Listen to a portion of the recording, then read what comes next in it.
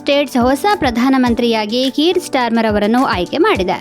ಇದು ಕನ್ಸರ್ವೇಟಿವ್ ಪಕ್ಷದ 14 ವರ್ಷಗಳ ಆಳ್ವಿಕೆಯನ್ನು ಅಂತ್ಯಗೊಳಿಸಿದೆ.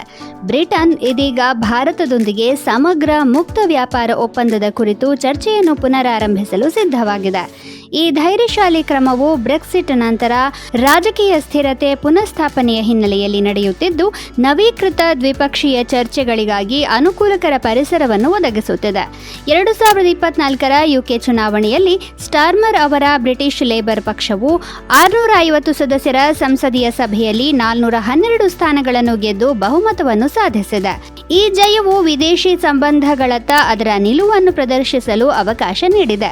ಅದರಲ್ಲೂ ವಿಶೇಷವಾಗಿ ಭಾರತದೊಂದಿಗಿನ ಸಂಬಂಧದಲ್ಲಿ ಹೊಸ ಅಧ್ಯಾಯ ಆರಂಭವಾಗಲಿದೆ. ಈ ಹಿಂದೆ ಲೇಬರ್ ಪಕ್ಷವು ಭಾರತದೊಂದಿಗೆ ಮಾನವ ಹಕ್ಕುಗಳ ಉಲ್ಲಂಘನೆ ಮತ್ತು ಜಮ್ಮು ಮತ್ತು ಕಾಶ್ಮೀರ ವಿಚಾರಗಳನ್ನು ಇತರ ಬ್ರಿಟಿಷ್ ರಾಜಕೀಯ ಪಕ್ಷಗಳಿಗಿಂತ ಹೆಚ್ಚು ಚರ್ಚಿಸಿತ್ತು.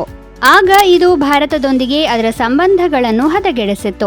ಆದರೆ ಲೇಬರ್ ಪಕ್ಷವು ಭಾರತದೊಂದಿಗೆ ಹೊಸ ಕಾರ್ಯತಂತ್ರದ ಒಪ್ಪಂದವನ್ನು ಸೃಷ್ಟಿಸಲು ಯತ್ನಿಸುತ್ತಿದ್ದು, ಐತಿಹಾಸಿಕ ಉದ್ವೇಗಗಳನ್ನು ಪರಿಹರಿಸುವಂತೆ ತನ್ನ ರಾಜತಾಂತ್ರಿಕ ನಿಲುವನ್ನು ಪರಿಷ್ಕರಿಸಲು ಯೋಜಿಸುತ್ತಿದೆ. ಕಳೆದ ತಿಂಗಳು ಲೇಬರ್ ಪಕ್ಷದ ನಾಯಕ ಮತ್ತು ಈಗಿನ ವಿದೇಶಾಂಗ ಕಾರ್ಯದರ್ಶಿ ಡೇವಿಡ್ ಲಾಮಿ ಲಂಡನ್ನಲ್ಲಿ ನಡೆದ ಇಂಡಿಯಾ ಗ್ಲೋಬಲ್ ಫೋರಂನಲ್ಲಿ ಮಾತನಾಡಿ, ಭಾರತವನ್ನು ಆರ್ಥಿಕ ಮತ್ತು ತಂತ್ರಜ್ಞಾನದ ಸೂಪರ್ ಪವರ್, ಇದು ಏಷ್ಯಾದ ಭವಿಷ್ಯ ಎಂದು ಬಣ್ಣಿಸಿದ್ದರು.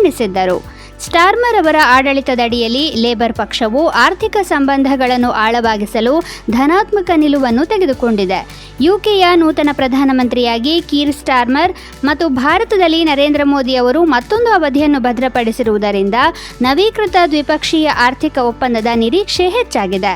1.4 ಬಿಲಿಯನ್ ಜನಸಂಖ್ಯೆಯುಳ್ಳ ಭಾರತವು ವಿಶ್ವದ ಅತ್ಯಂತ ದೊಡ್ಡ ದೇಶವಾಗಿದೆ ಮತ್ತು 2030ರ ವೇಳೆಗೆ ವಿಶ್ವದ 3ನೇ ದೊಡ್ಡ ಆರ್ಥಿಕತೆಯಾಗಿ ಬೆಳೆಯಲಿದೆ. ಸ್ಟಾರ್ಮರ್ ಅವರು ಯುಕೆ ಮತ್ತು ಭಾರತದ ನಡುವಿನ ಮುಕ್ತ ವ್ಯಾಪಾರ ಒಪ್ಪಂದದ ಪರವಾಗಿದ್ದಾರೆ. ಅವರ ನಾಯಕತ್ವವು ಆರ್ಥಿಕ ಸುರಕ್ಷತೆ, ದೇಶೀಯ ಸುರಕ್ಷತೆ ಮತ್ತು ಜಾಗತಿಕ ಸುರಕ್ಷತೆಯನ್ನು ಒಳಗೊಂಡಿರುವ ಹೊಸ ಯುಕೆ ಭಾರತ ಕಾರ್ಯತಂತ್ರದ ಒಪ್ಪಂದದ ಮೇಲೆ ಕೇಂದ್ರೀಕರಿಸುತ್ತದೆ.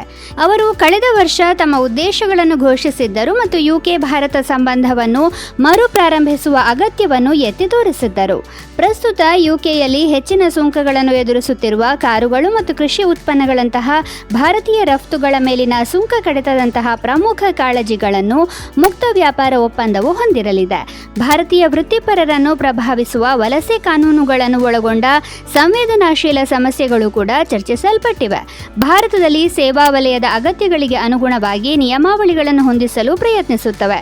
ಸಮಾಲೋಚನೆಯ ಪ್ರಗತಿ ಮತ್ತು ಮಧ್ಯಸ್ಥಗಾರರ ಆಶಾವಾದವು ಹೆಚ್ಚಿರುವುದರಿಂದ ವರ್ಷಾಂತ್ಯದ ವೇಳೆಗೆ ನಿರೀಕ್ಷಿತ ಭಾರತ ಯುಕೆ FTAಯ ತ್ವರಿತ ತೀರ್ಮಾನದ ಮೇಲೆ ಎಲ್ಲರ ದೃಷ್ಟಿ ನೆಟ್ಟಿದೆ.